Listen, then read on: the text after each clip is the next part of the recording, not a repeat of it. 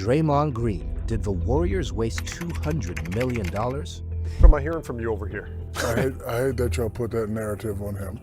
What do you mean? What? Don't interrupt me.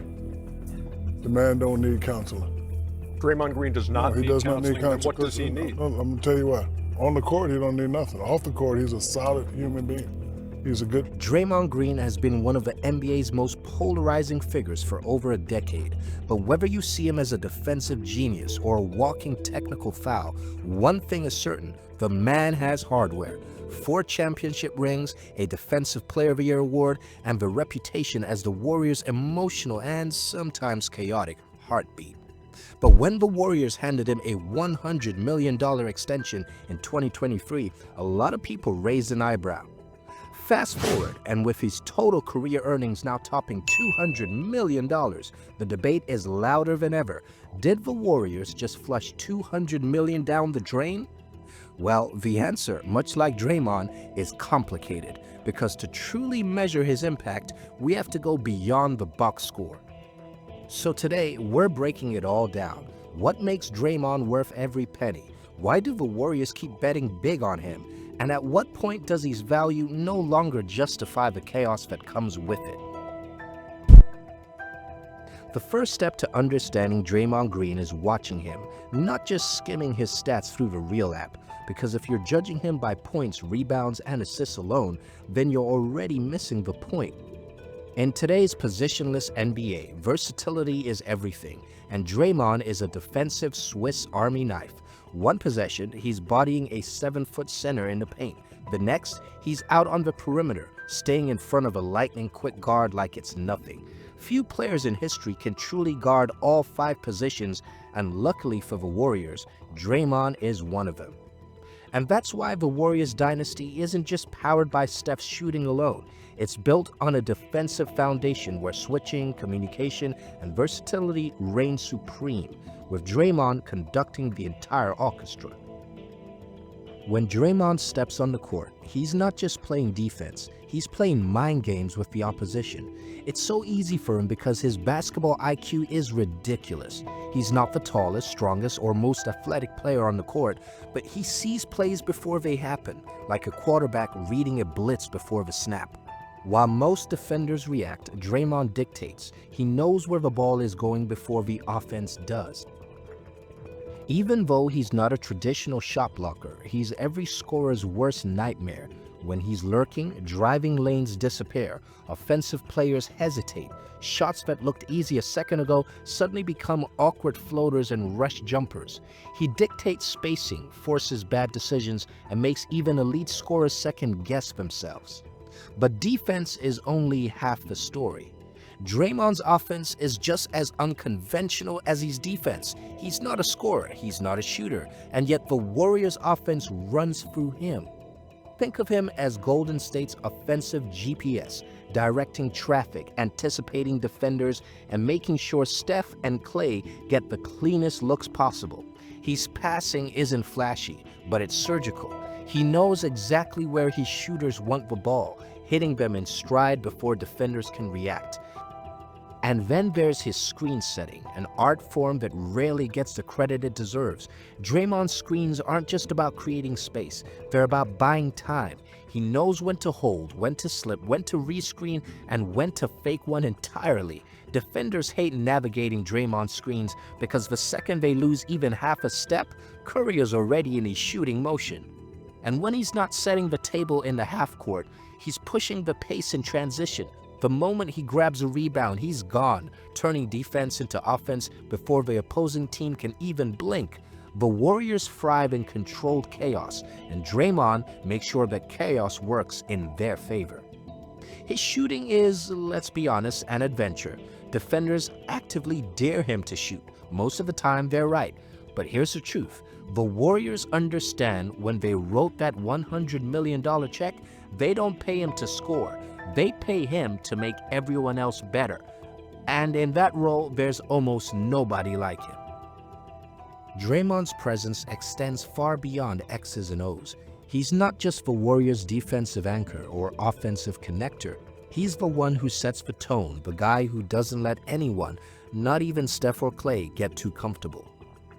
Draymond's voice is constant, whether he's calling out defensive assignments, directing traffic on offense, or letting an opponent know exactly how he feels about them.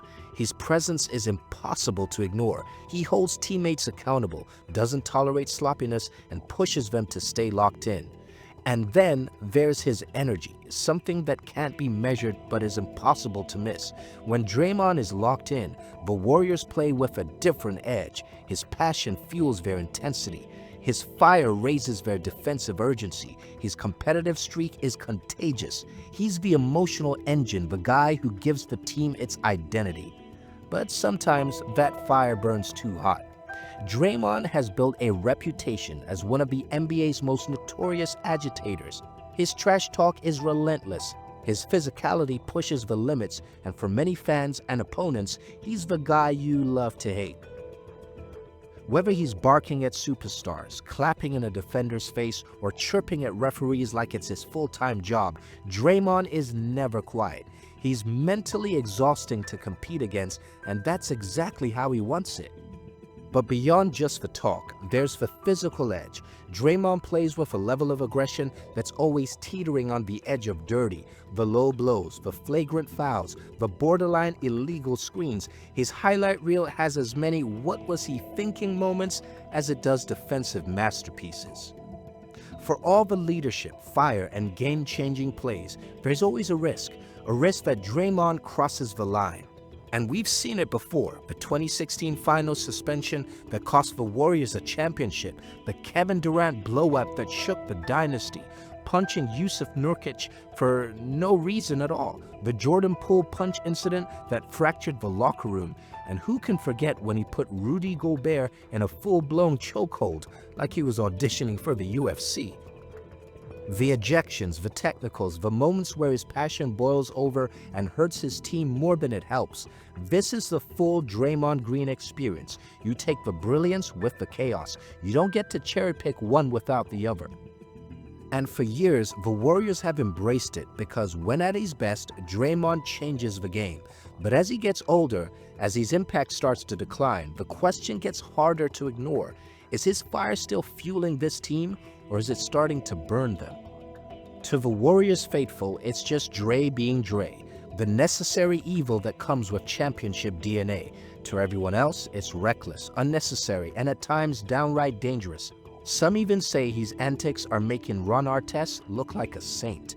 Yet through all the chaos, Golden State never waver in their support. The front office tolerates the suspensions, the league fines, the unpredictable outbursts because they know they need him. His energy fuels their identity. His attitude gives them an edge. His presence makes them tougher. And when the playoffs come around, every championship team needs a guy willing to do the dirty work, even if it means being the villain. But what happens when that edge starts costing them more than it helps? Draymond is 34 years old, and while his mind is as sharp as ever, his body, not so much. Playing undersized in the front court, banging with bigger players, taking on the toughest defensive assignments night after night, it all adds up. Durability isn't a guarantee anymore. When he's on the floor, the Warriors still play their best defense. He's the human safety net, covering mistakes before they become disasters. But when he's absent, whether nursing injuries, serving suspensions, or watching from the locker room after another ejection, the team suffers. The defense falls apart, the energy drops, Golden State looks disjointed. That's precisely why his behavioral issues have become increasingly frustrating. Injuries are unavoidable, but suspensions, those are self-inflicted wounds.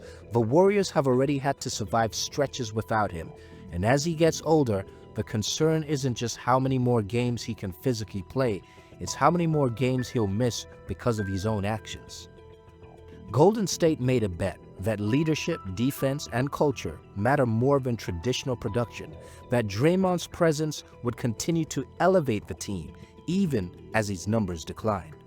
But that wager only pays off if they're still competing for Larry O'Brien trophies, not just playoff appearances. And that's where things get complicated. The NBA landscape is evolving, younger, faster, more skilled than ever before. Meanwhile, the Warriors' core of Steph, Draymond, and now Jimmy Butler is aging. and their supporting cast a far cry from the Dynasty days. If Golden State can't make another legitimate championship run, if they can't climb back to the top, then Draymond's contract starts looking a lot less like an investment and a lot more like a $200 million farewell gift. So, was it worth it?